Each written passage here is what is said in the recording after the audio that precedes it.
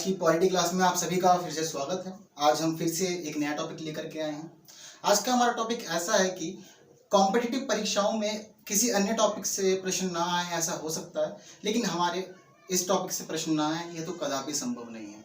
आज की इस पॉलिटी क्लास में हम मौलिक अधिकारों को पढ़ने वाले हैं। वहीं मौलिक अधिकार में हम आज अनुच्छेद 32 यानी कि संवैधानिक उपचारों के अधिकार को पढ़ने वाले हैं। संवैधानिक उपचारों को यह अधिकार संविधान के अनुच्छेद 32 से संबंध रखता है, वहीं यह संविधान के भाग 3 में है। तो चलिए आज की इस क्लास को शुरू करते हैं। जैसे कि हम जानते हैं कि अगर कभी किसी व्यक्ति को चोट लगती है तो ऐसी स्थिति में उसके द्वारा उस चोट पर दवाई लगाई जाती है या फिर किसी डॉक्टर से जाकर पट्टी बंधवाई जाती है, यानी कि उसका उपचार कराया जाता है। ठीक उसी प्रकार हमारे संविधान में यह व्यवस्था की गई है कि अगर किसी व्यक्ति के मौलिक अधिकारों को हानि पहुंचाई जाती है या उन्हें चोट पहुंचाई जाती है तो ऐसी स्थिति में हमारे देश के सुप्रीम कोर्ट और हाई कोर्ट्स के द्वारा उसका उपचार किया जाता है। दरअसल हमारे संविधान निर्माता यह बात बड़ी अच्छे से जानते थे कि भारत का संविधान जीवंत संविधान है, यानी कि भारत का संविधान अपने आप को समय समय पर परिवर्तित करता रहेगा। तो इसीलिए उन्होंने हमारे देश के मौलिक अधिकारों में संवैधानिक उपचारों के अधिकारों की व्यवस्था की गई ताकि कभी भी कुछ भी बदले लेकिन मौलिक अधिकारों की प्रकृति ना बदले। और साथ ही साथ मौलिक अधिकारों का यह जो अधिकार है अनुच्छेद 32, यह खुद ही अपने अन्य मौलिक अधिकारों का संरक्षक है और उनको लागू कराता रहता है। तो चलिए हम इसके जुड़ी हुई सभी व्यवस्थाओं को समझ लेते हैं। दरअसल संवैधानिक उपचारों के अधिकार को संविधान की हृदय और आत्मा भी कहा जाता है। साथ ही विशेषज्ञों के द्वारा यह भी बताया गया है कि अगर मौलिक अधिकारों में यह अधिकार ना हो तो अन्य सभी मौलिक अधिकार व्यर्थ होते हैं, उन सभी का कोई खास महत्व नहीं रह जाता। वहीं साथ ही साथ हम यह देखें कि सुप्रीम कोर्ट हमारे देश का जो है, तो हमारे देश के सुप्रीम कोर्ट को मौलिक अधिकारों का रक्षक और गारंटर भी कहा जाता है, यानी कि मौलिक अधिकारों की रक्षा की और गारंटी देने की जिम्मेदारी भी हमारे देश के सुप्रीम कोर्ट पर आती है। वहीं साथ ही मौलिक अधिकारों को जारी करवाने के लिए, लागू करवाने के लिए देश के उच्च न्यायालयों को भी शक्ति दी गई है। यदि कभी भी देश का उच्च न्यायालय किसी भी रिट को जारी करता है, यानी कि कोई भी उपचार करता है मौलिक अधिकार का, तो उसकी यह शक्ति अनुच्छेद 226 के तहत आएगी।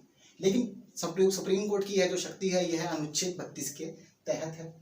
वहीं हम एक व्यवस्था यह भी देखते हैं कि सन 1950 से पूर्व, यानी कि संविधान के लागू होने से पूर्व, देश में केवल 3 हाई कोर्ट्स को यह पावर थी कि वह यह रिट जारी कर सकते थे, और वह हाई कोर्ट्स हैं कलकत्ता, बम्बई और मद्रास के हाई कोर्ट्स। वहीं साथ ही साथ ये बात हुई कि सन 1950 में जब संविधान लागू हो गया तो उसके बाद यह शक्ति देश के सभी राज्यों के हाई कोर्ट्स को दे दी गई। तो अब हमारे देश के सभी हाई कोर्ट्स रिट जारी करने की शक्ति रखते हैं, लेकिन अनुच्छेद 226 के तहत, और यह दायरा उनका मौलिक अधिकारों में नहीं आता। लेकिन सुप्रीम कोर्ट जो रिट जारी करता है उसका यह अधिकार मौलिक अधिकारों के तहत ही आता है, यानी कि उस पर मौलिक अधिकारों के लिए रिट जारी करना बाध्य होता है। वहीं साथ ही साथ हम ये जानते हैं कि हमने यह प्रावधान कहाँ से लिए हैं, तो हमारे ये जो प्रावधान है यह हमने अंग्रेजी कानून से लिए, यानी कि यह चीज़ें ब्रिटिश सरकार के पास थी और आज भी है। वहाँ पर इसे वहाँ के राजा के द्वारा जारी किया जाता है, साथ ही साथ वहाँ के लोगों के द्वारा इसे न्याय का झरना भी बोला जाता है। तो यह बात थी कुछ इससे जुड़ी हुई कुछ मूलभूत बातों की। चलिए अब हम यह समझते हैं कि हमारे देश में सुप्रीम कोर्ट और हाई कोर्ट दोनों को ही रिट जारी करने की पावर है। तो इन दोनों में फर्क क्या है वास्तव में, तो फर्क को समझते हैं। पहला फर्क यह है कि सुप्रीम कोर्ट जो रिट जारी करता है यह खुद एक मूल अधिकार है, लेकिन हाई कोर्ट के द्वारा जो रिट जारी किया जाता है यह मौलिक अधिकार नहीं है। कैसे? दरअसल सुप्रीम कोर्ट कभी भी रिट जारी करेगा तो यह अनुच्छेद 32 के तहत ही रिट जारी कर सकता है, और अनुच्छेद 32 हमारे संविधान के मौलिक अधिकारों के तहत आता है। तो इसीलिए अगर किसी व्यक्ति के मौलिक अधिकारों का हनन होता है और वह सुप्रीम कोर्ट जाता है तो सुप्रीम कोर्ट उसके लिए रिट जारी जरूर करेगा, क्योंकि यह उसके ऊपर बाध्यकारी है। जैसे कि हम जानते हैं कि ये जो अधिकार हैं, यह जो संवैधानिक उपचारों का अधिकार है, यह मौलिक अधिकारों का हनन होने की स्थिति में अपनाया जाता है। तो किसी व्यक्ति के मौलिक अधिकारों का हनन हो गया और वो सुप्रीम कोर्ट रिट जारी करवाने गया, तो वहाँ सुप्रीम कोर्ट रिट जारी करने से मना नहीं कर सकता, क्योंकि उसे रिट अनुच्छेद 32 के तहत जारी करना है। अगर सुप्रीम कोर्ट में यह मना कर दिया जाता है तो इसे पुनः उस व्यक्ति के मौलिक अधिकारों के हनन से जोड़कर देखा जाएगा। वहीं अगर हम हाई कोर्ट की स्थिति में बात करें तो हाई कोर्ट की यह जो शक्ति है यह विवेक पर आधारित है, उस पर यह बाध्यकारी नहीं है।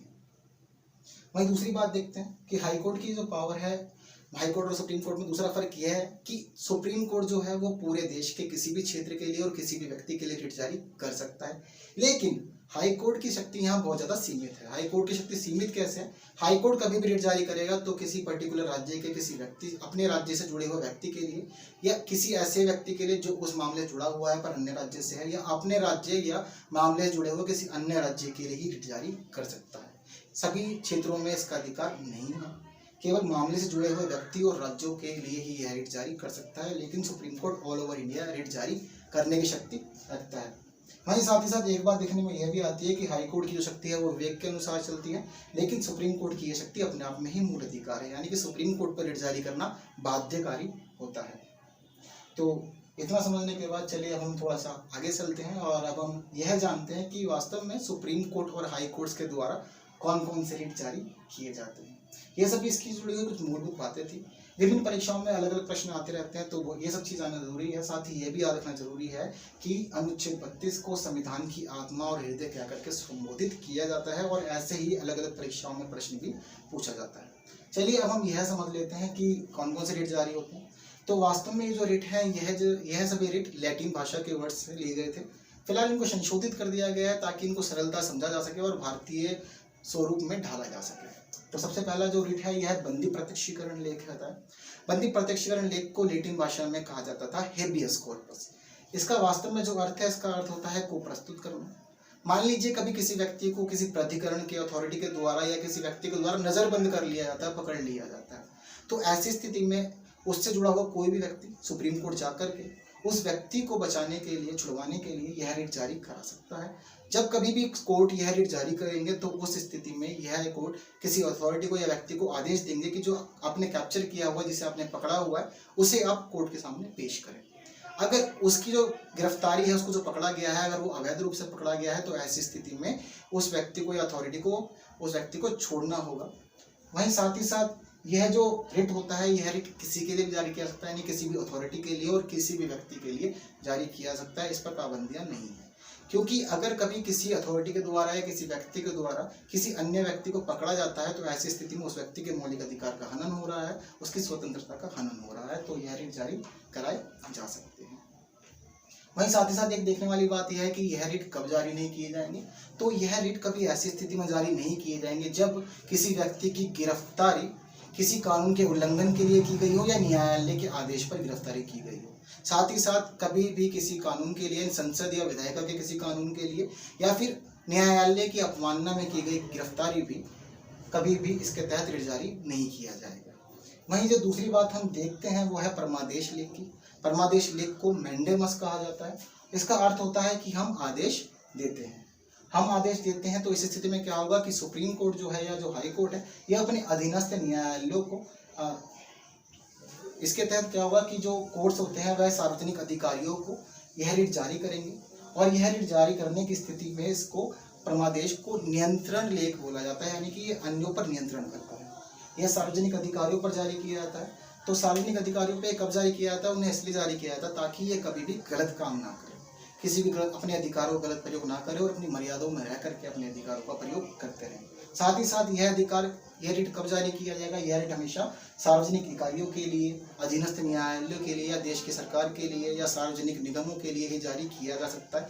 लेकिन यह रिट कभी भी किसी निजी व्यक्ति के लिए, निजी कंपनी के लिए, निजी अथॉरिटी के लिए, इन सभी कभी भी निजी चीज़ों के लिए या गैर संवैधानिक बॉडी के लिए जारी नहीं किया जाएगा। यह इसके समझने की बहुत ज़्यादा जरूरी बात है, क्योंकि विभिन्न परीक्षाओं में यह पूछ सकता है कि कौन सा रिट किसके लिए जारी किया जाएगा, किन परिस्थितियों में जारी किया जाएगा या किन परिस्थितियों में जारी नहीं किया जाएगा या किसके लिए जारी नहीं किया जाएगा, तो इसे समझना जरूरी है।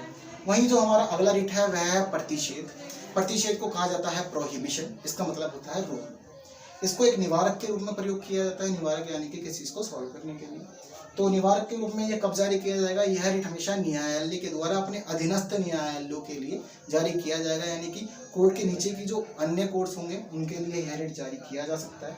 यह रिट कब जारी किया जाएगा? अगर कभी भी किसी अधीनस्थ न्यायालय के द्वारा न्यायिक या अर्ध न्यायिक कार्यों को गलत तरह से प्रयोग किया जाएगा, काम की खराबी होगी या काम की कमी होगी, तो ऐसी स्थिति में प्रतिषेध लेख जारी किया जा सकता है।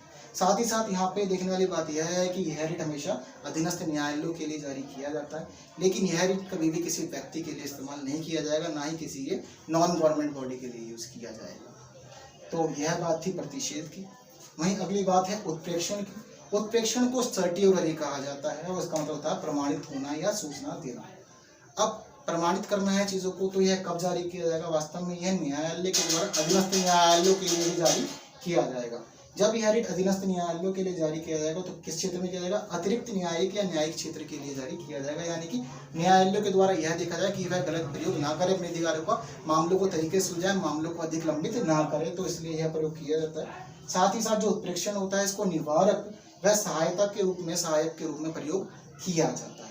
साथ ही साथ सन 1991 से पहले इस उत्प्रेक्षण लेख को केवल अर्ध न्यायिक न्यायिक क्षेत्र के लिए अधीनस्थ न्यायालयों के लिए ही जारी किया जाता था, लेकिन 1991 के बाद इसे प्रशासनिक प्राधिकरण के लिए जारी करना भी उचित कर दिया। सुप्रीम कोर्ट ने व्यवस्था दे दी कि यह प्रशासनिक प्राधिकरणों के लिए जारी किया जा सकता है। लेकिन कब जारी किया जाएगा? यह तब जारी किया जाएगा जब कोई भी प्रशासनिक प्राधिकरण किसी व्यक्ति के मौलिक अधिकारों का हनन करेगा। इसके अलावा ये कभी भी किसी निजी कंपनी के लिए, व्यक्ति इत्यादि निजी चीज़ों के लिए जारी कभी भी ये नहीं किया जाएगा। वहीं अब आखिरी बात समझ लेते हैं। आखिरी बात है अधिकार परीक्षा की। तो अधिकार परीक्षा का मतलब होता है प्राधिकृत करना या वारंट द्वारा, ठीक है। तो इस स्थिति में क्या हुआ, इसमें एक परिस्थिति है, परिस्थिति समझ लेते हैं। मान लीजिए अगर कभी कोई व्यक्ति किसी सरकारी पद पर अपना अधिकार व्यक्त करता है, वह यह कहता है कि यह जो पद है यह पद मेरा है, मैं इसके योग्य हूँ और मैं इस पद पर नियुक्त होने का अधिकार रखता हूँ। तो ऐसी स्थिति में क्या होगा? ऐसी स्थिति में कोर्ट के द्वारा यह रिट जारी किया जाएगा और यह रिट उस व्यक्ति के पास भेजा जाएगा और उससे यह प्रमाणित कराया जाएगा कि आप हमें यह बताएं कि आप वास्तव में इस पद को धारण करने के लिए क्या योग्यता रखते हैं या आप किन आधारों पर इस पद पर अपना दावा कर रहे हैं। तो यदि ऐसी कोई स्थिति होती है तो यह रिट जारी किया जाएगा। उसके बाद वह व्यक्ति अपना जवाब भेजेगा और अपनी चीज़ें बताएगा। तो साथ ही साथ ये जो रिट है, यह रिट इसलिए किया जाता है ताकि कभी भी कोई व्यक्ति किसी सार्वजनिक पद पर अपना गलत दावा यानी अवैध रूप से किसी पद को ना कब्जा ले। वहीं दूसरी बात देखने वाली यह भी है कि यह रिट हमेशा सार्वजनिक प्राधिकरणों के लिए और गवर्नमेंट जॉब्स के लिए, गवर्नमेंट पोस्ट के लिए ही निकाला जाएगा। कभी भी कोई निजी कंपनी होगी, निजी पोस्ट होगी तो उसके लिए यह रिट जारी नहीं किया जाएगा। वहीं साथ ही साथ एक बात देखने वाली यह भी है कि ये जो रिट है ये अन्य 4 रिटों से बहुत ज़्यादा अलग है, क्योंकि ऊपर के 4 जो रिट हैं उनमें विशेष परिस्थितियाँ है, लेकिन इस वाले रिट को कोई भी इच्छुक व्यक्ति कभी भी किसी व्यक्ति के लिए जारी करा सकता है, उसके पास ये अधिकार होता है। तो इसलिए सबसे अलग है। तो आज की इस क्लास के अंदर हमने फंडामेंटल राइट्स की आर्टिकल 32 को समझा, संवैधानिक उपचार को काफ़ी अच्छे से समझा, इसकी सभी बातें समझी और साथ ही कौन कौन से रिट जारी किए जाते हैं हमने ये भी समझा है। तो इन सभी बातों को यदि आप याद रखते हैं तो मुझे उम्मीद है कि आप आने वाली परीक्षाओं में बहुत अच्छे से सवाल हल कर लेंगे और अच्छे नंबर ला पाएंगे। पूरी संभावना यहाँ से रहती है कि प्रश्न जरूर आएंगे। मुझे उम्मीद है आपको आज का सेशन भी अच्छा लगा होगा, तो इसलिए लाइक के बिना नहीं जाइएगा, अपनी व्यूज़ को कमेंट में बताएं। साथ ही साथ अगर आपने चैनल सब्सक्राइब नहीं किया तो चैनल को सब्सक्राइब कर दें।